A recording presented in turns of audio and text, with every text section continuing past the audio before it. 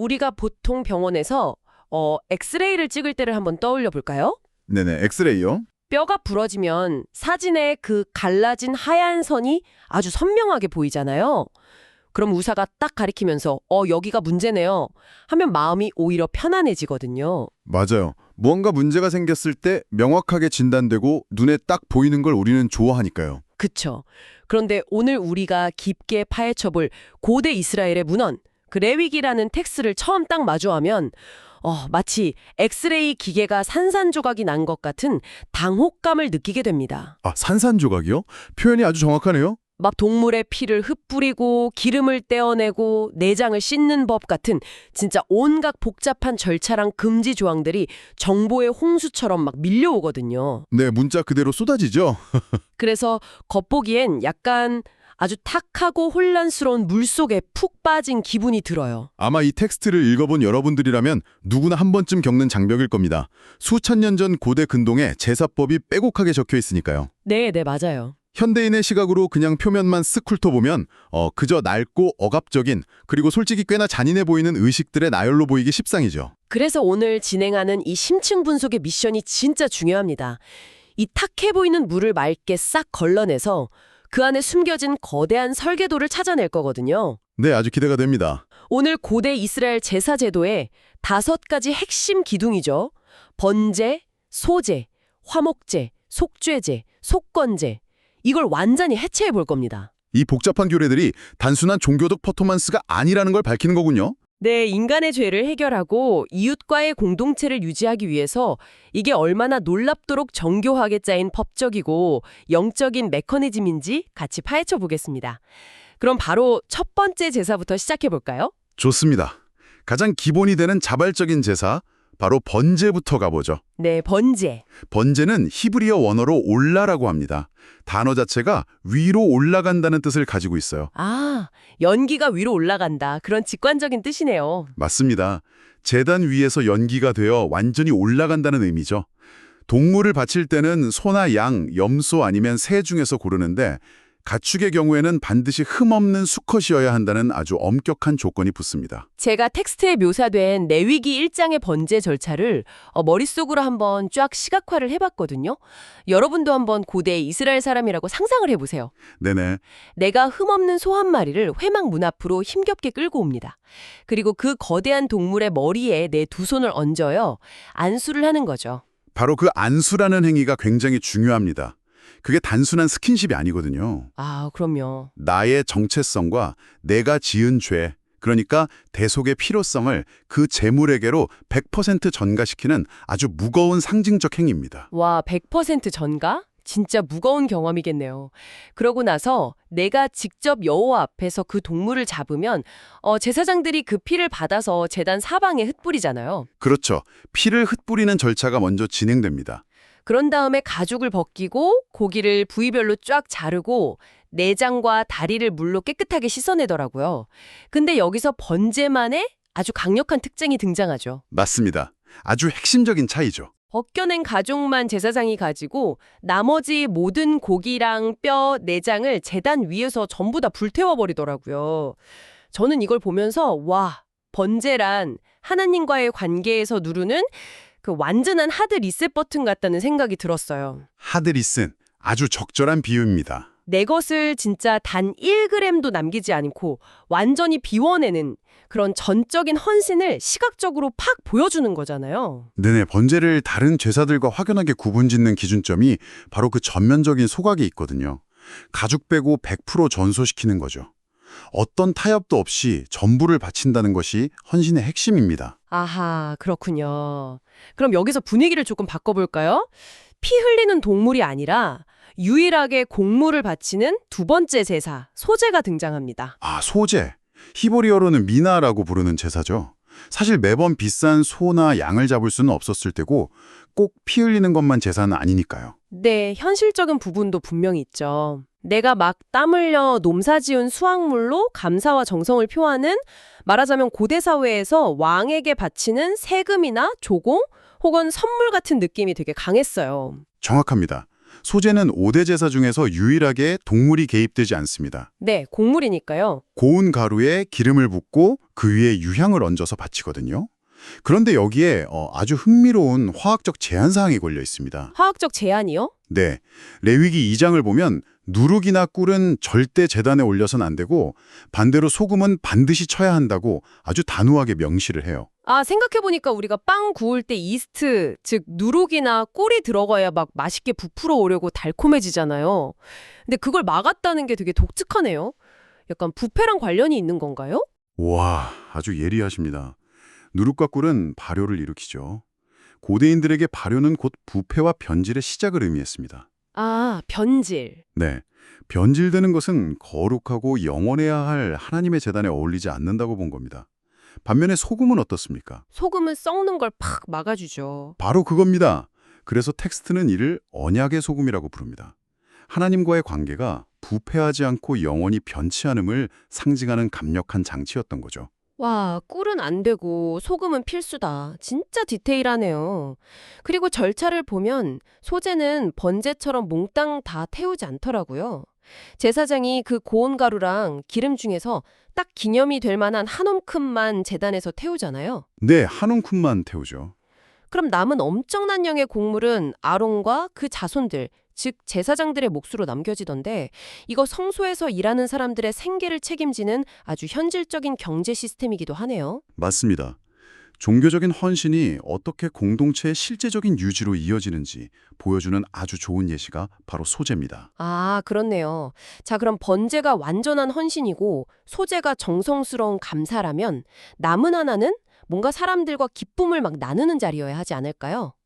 짐작하신 대로 그게 바로 세 번째 제사, 화목제입니다. 히브리어로는 샬람임인데 이 단어가 샬롬, 즉 평화라는 단어랑 어원이 같잖아요. 네, 화목제는 앞선 두 제사와는 성격이 또 완전히 다릅니다. 어떤 점이 그렇게 다른가요? 일단 제물로는 소, 나, 양, 염소를 바치는데 번제와 달리 흠만 없다면 수컷이든 암컷이든 전혀 상관이 없습니다. 암수 구별이 없군요. 네, 그리고 제물을 다루는 방식에서 진짜 결정적인 차이가 나타나죠. 아, 이 부분이 진짜 흥미로워요. 제단의 불 위에 고기를 몽땅 올리는 게 아니라 그 내장에 덮인 기름이나 콩팥 같은 지방질만 따로 떼어내서 여호와께 불살라 바치더라고요. 맞습니다.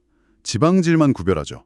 솔직히 고기는 기름 맛이잖아요. 근데 그 제일 맛있는 살코기를 놔두고 왜 굳이 지방 덩어리, 기름만 불태워서 바치라고 했을까요? 사실 우리 현대인들은 지방을 다이어트의 적으로 생각하지만 네네, 무조건 떼어내고 먹죠. 고대 사회에서 기름, 즉 그 지방은 가장 가치 있는 부위였습니다.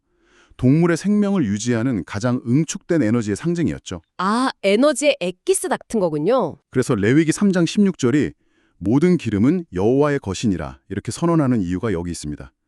생명의 정수, 가장 귀한 부분을 먼저 구별해서 하나님께 바친다는 의미죠. 아하, 가장 귀한 에너지를 먼저 올려드린다. 그럼 기름을 뺀 나머지 그 엄청난 양의 살코기는 어떻게 됩니까? 다 태우나요? 아니요, 그게 바로 화목제 하이라이트입니다.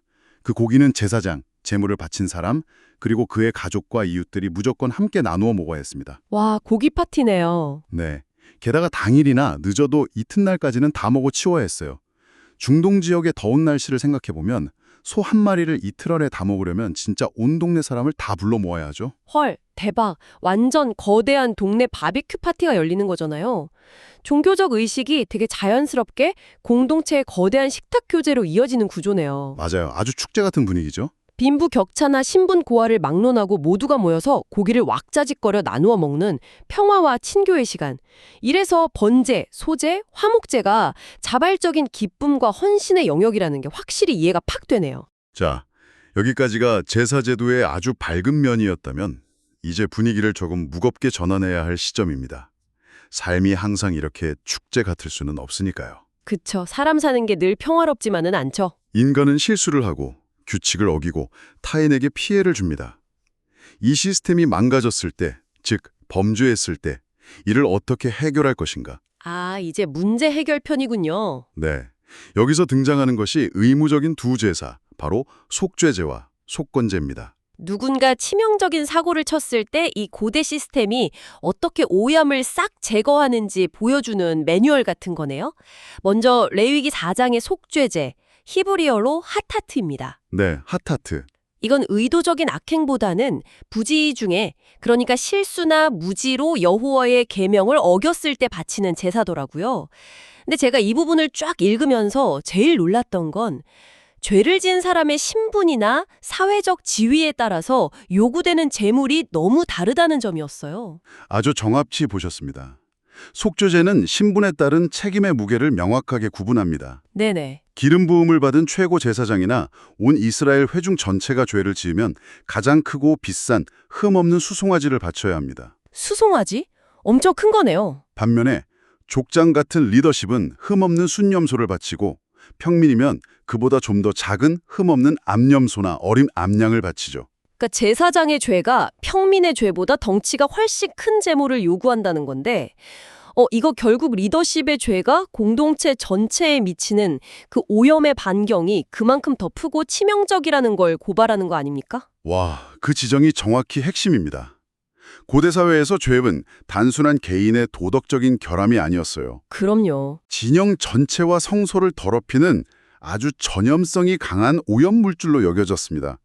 영적 바이러스 같은 거죠. 아, 바이러스. 그래서 제물을 처리하는 방식도 번제나 화목제랑 완전히 다릅니다.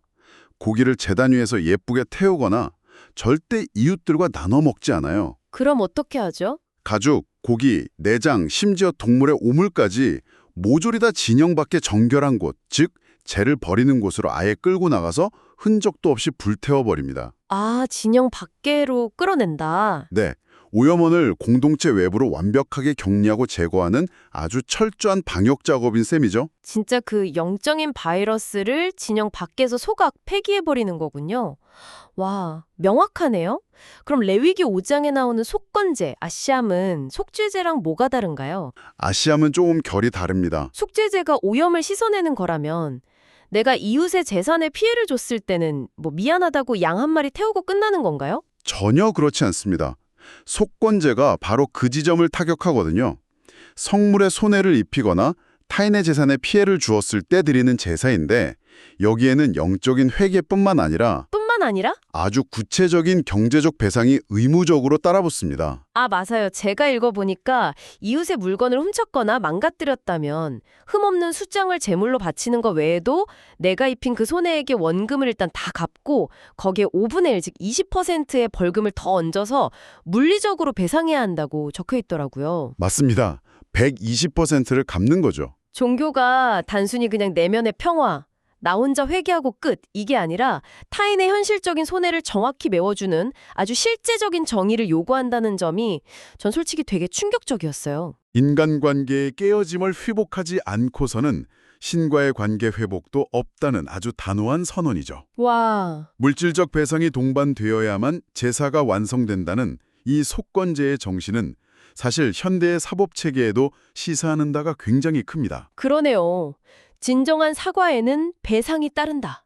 근데 정원가님, 이렇게 쭉 훑어보다 보니까 제 머릿속을 도무지 떠나지 않는 근본적인 의문이 하나 딱 생겼습니다. 어떤 부분이죠? 제물들의 피해에 관한 건데요. 아까 자발적인 제사인 번제나 화목제에서는 제사장이 동물의 피를 그냥 제단 사방에 휙휙 흩뿌린다고 하셨잖아요. 네, 사방에 흙불이죠. 그런데 죄를 다루는 이 속죄제를 자세히 보면 피를 다루는 태도가 진짜 거의 결벽증에 가깝습니다. 아, 결벽증이요? 네, 피를 손가락에 콕 찍어서 성소 깊은 곳에 휘장 앞에 땅 7번이나 뿌리고 향단불에 조심스럽게 착 바르고 그러고 나서야 남은 피를 제단 밑에 쏟거든요. 왜 유독 속죄제에서만 피를 이렇게 내밀하고 복잡하게 조심스럽게 다루는 걸까요? 텍스트의 중심부를 아주 정확하게 짚으셨습니다. 인간의 죄가 공동체뿐만 아니라 하나님이 임재하시는 성소의 가장 깊고 거룩한 곳까지 심각하게 오염시켰다는 뜻입니다. 아, 성소 내부까지 오염됐다. 네, 그리고 그 짙은 오염을 닦아낼 수 있는 우주에서 유일하고도 강력한 세척제가 바로 피였던 것이죠. 피가 오염을 닦아내는 세척제다.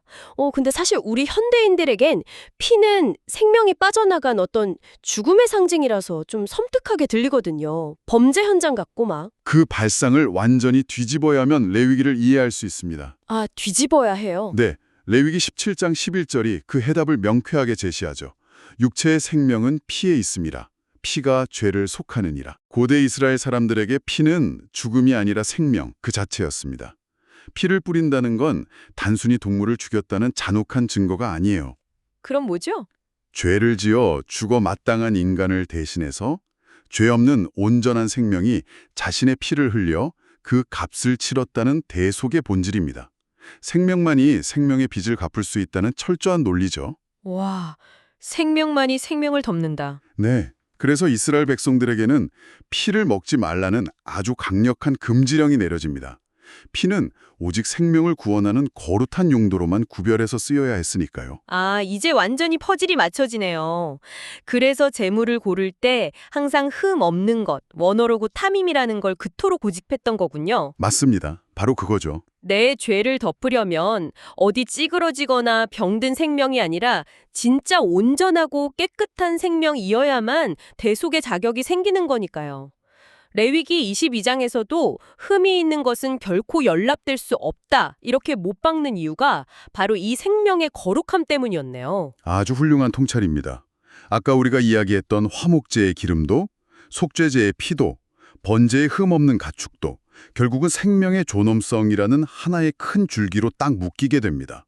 하나님께 나아갈 때는 우리가 가진 것 중 가장 온전하고 순결한 생명의 에너지를 드려야 한다는 의미죠. 자, 이제 머릿속에 안개가 확 걷히는 기분입니다. 여러분, 우리가 처음 이 5가지 제사를 봤을 때는 그냥 무작위로 복잡한 규칙들 막 나열해 놓은 줄 알았잖아요. 네, 처음엔 다들 그렇게 느끼시죠? 근데 이렇게 대화를 나누면서 하나씩 짚어보니까 이건 진짜 인간 삶의 모든 측면을 커버하는 너무나도 완벽한 생태계 같아요.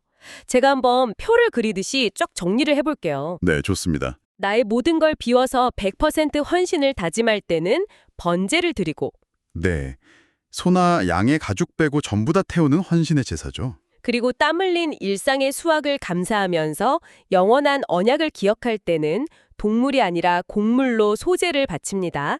맞습니다. 누룩 없이 소금을 쳐서 제사장과 나누는 정성의 제사입니다. 또 이웃과 화해하고 넉넉한 친교를 나누고 싶을 때는 다 같이 고기를 구워 먹는 화목제를 열죠.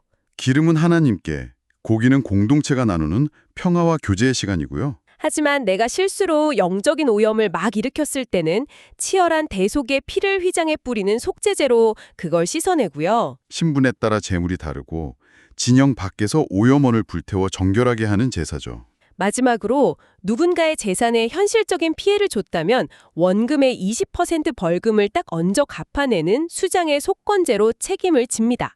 네, 손해배상과 정의를 실현하는 제사입니다.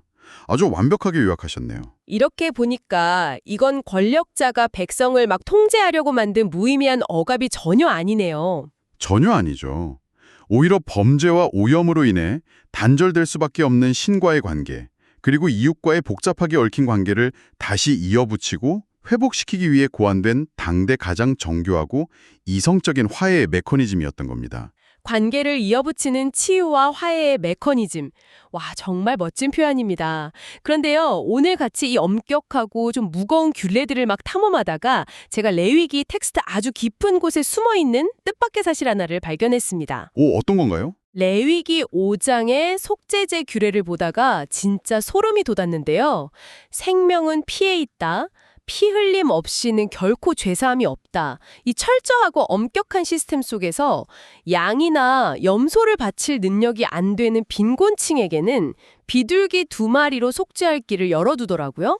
네, 가난한 자들을 위한 배려죠. 근데 여기서 끝이 아닙니다. 그 비둘기조차 살 돈이 없는 극빈자는 어떻게 하죠? 영원히 죄인으로 낙인 찍혀 살아야 합니까? 바로 그 지점에서 고대 율법의 가장 놀랍고 위대한 반전이 등장하죠. 와, 진짜 반전이었어요. 그 어떤 동물도 살 수 없는 극빈자에게 율법은 스스로 예외를 선언합니다.